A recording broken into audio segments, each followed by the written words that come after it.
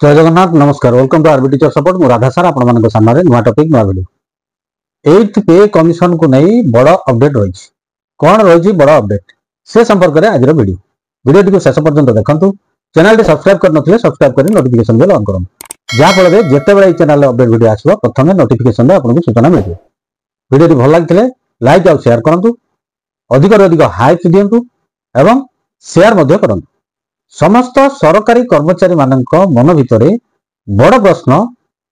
8th central पे commission केबे लागू हबो एवं सरकारी कर्मचारी मानकर सैलरी रे केते वृद्धि हबो आपण माने अवगत अछंती वर्तमान संसद अधिवेशन चली राज्यसभा रे 8th सेंट्रल पे कमिशन को नहीं प्रश्न मध्य उठुची गत अगस्त 12 तारिख रे माननीय सांसद जावेद अली खान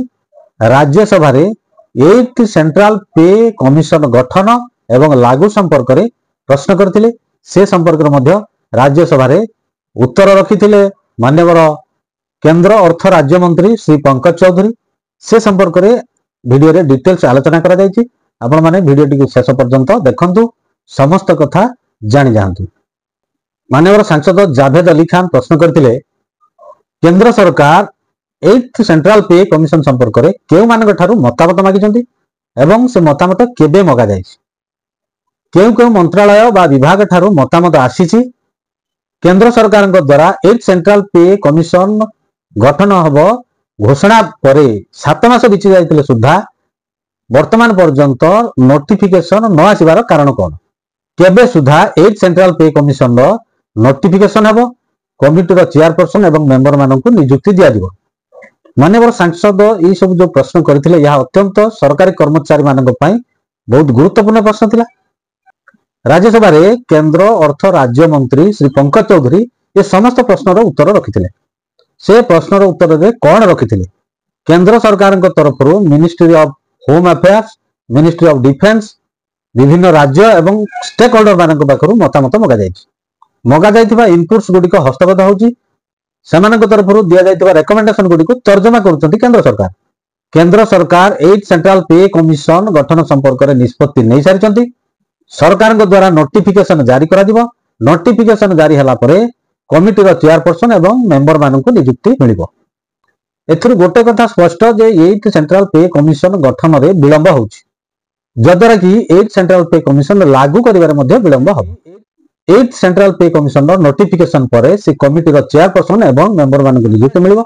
कमिटी तार टर्म्स ऑफ रेकमेंडेशन प्रस्तुत करिवो सेथिपय तांको निश्चित भाव में समय लगे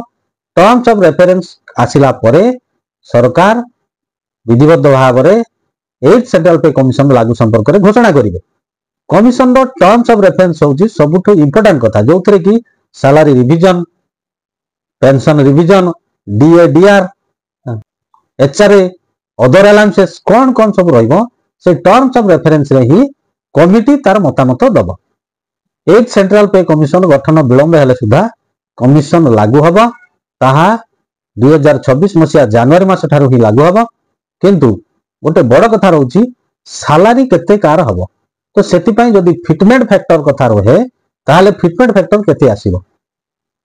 आपण मानकर मतामत कोन कमेंट्स बॉक्स रे लिखंतु नेक्स्ट वीडियो रे फिटमेंट फैक्टर संपर्क में डिटेल्स वीडियो गोटे आसवाक जाउछि आशा करे वीडियो आपण मानन पई इंफॉर्मेटिव होइतिबो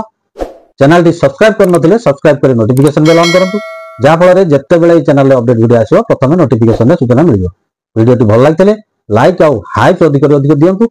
वीडियो टी को शेयर करंतु परवर्ती वीडियो पर्यंत रहउछि नमस्कार बंधु उत्कल जननी।